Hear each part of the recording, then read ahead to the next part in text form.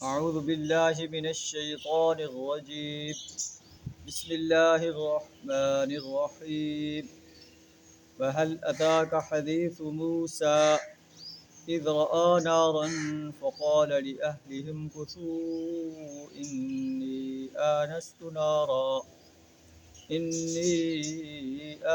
نارا لعلي آتيكم منها بقبس أو أجد على النار هدى.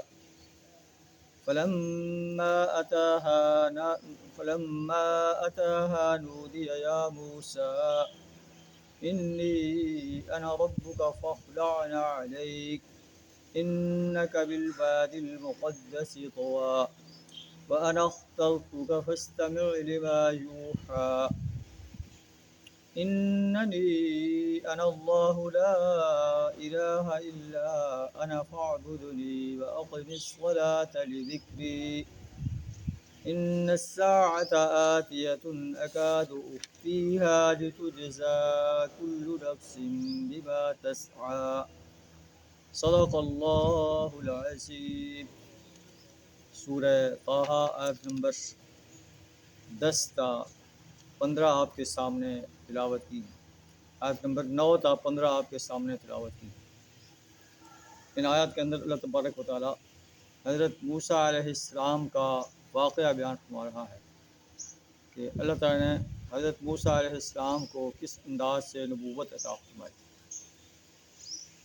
موسیٰ علیہ السلام جو ہے بنی اسرائیل میں ایک بہت بڑے رسول نبی گزرے ہیں.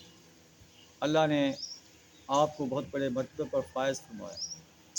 جب آپ کی پیدائش ہوئی تو اس وقت فرعون جو ہے یہ حکم دے چکا تھا کہ لڑکوں کو قتل کر دیا جائے اور لڑکیوں کو چھوڑ دیا جائے. موسیٰ علیہ السلام جو ہے جب پیدا ہوئے تو پیدا ہونے کے کچھ دن بعد ان کی والدہ نے ان کو ایک صندوق میں بند کر کے سمندر میں یا دریا میں چھوڑ دیا. کنارے پر جو ہے فرعون کی بیوی بیٹھی تھی. اس نے صندوق کو جو ہے اس کے کرندوں نے اٹھایا اور وہ فرعون کی بیوی آسیہ کے پاس لے گئے. موسیٰ علیہ السلام جو ہے ان کو پسند آئے اور انہوں نے آپ کو بیٹا بنا دیا. فرعون بھی اس پر راضی ہو گیا. اس انداز سے وہ جو ہے فرعون کے گھر میں پرورش پاتا رہا اور اللہ نے جو ہے موسیٰ علیہ السلام کو واپس اپنی ماں کے پاس پہنچا دیا تاکہ ماں جو ہے ان کی پرورش کرے، ان کو اپنا دودھ پلائے.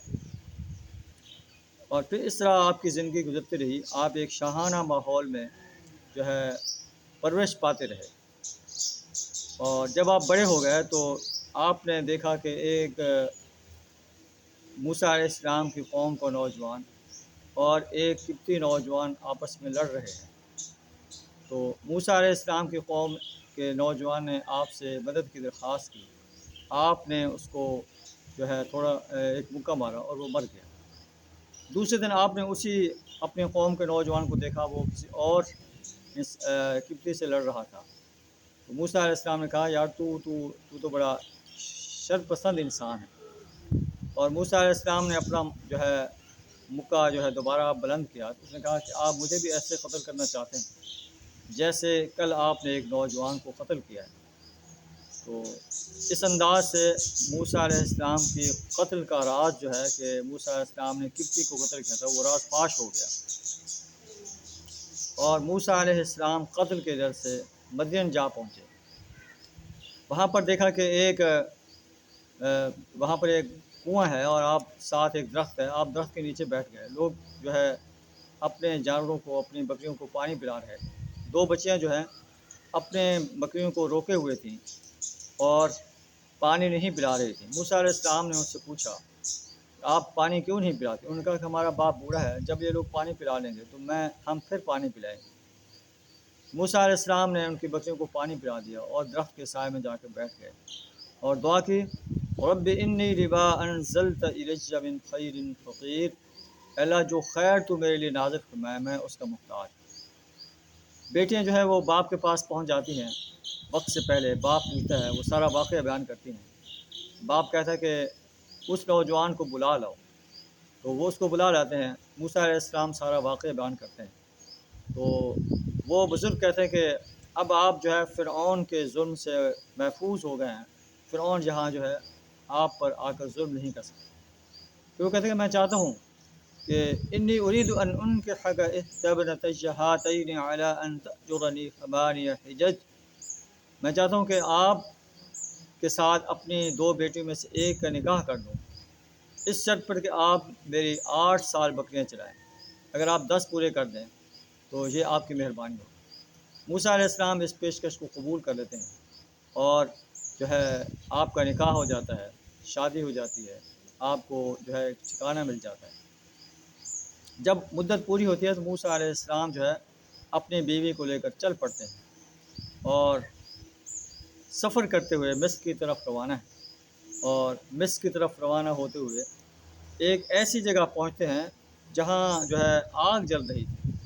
تو وہاں پر پہنچ کر وہ اپنی بیگم کو کہتے ہیں کہ آپ یہاں ٹھہریں، کہ انی آنست نارا، میں آگ محسوس کر رہا ہوں، ہو سکتا ہے کہ لعلی آتیکم منہا بقبس، میں کوئی انگارہ لے آؤں، او اجد علی النار ہدا، یا اس آگ پر مجھے راستے کے متعلق کوئی رہنمائی مل جائے۔ یہ ایک منظر ہے اس قصے کا۔ پھر اللہ تعالیٰ آپ کو نبوت عطا فرماتے ہیں، آپ فرعون کے دربار میں آ کر توحید کی دعوت پیش کرتے ہیں، فرعون آپ کا مخالف ہو جاتا ہے، اور اس طرح جو ہے معاملہ چلتا رہتا ہے۔ آخر کار اللہ کے حکم سے موسیٰ علیہ السلام اپنی قوم کو لے کر رات کے ایک حصے میں چل پڑتے ہیں اور سمندر کے کنارے پہنچتے ہیں اور سمندر میں اپنا عصا پھینکتے ہیں، اور وہ 12 راستے بن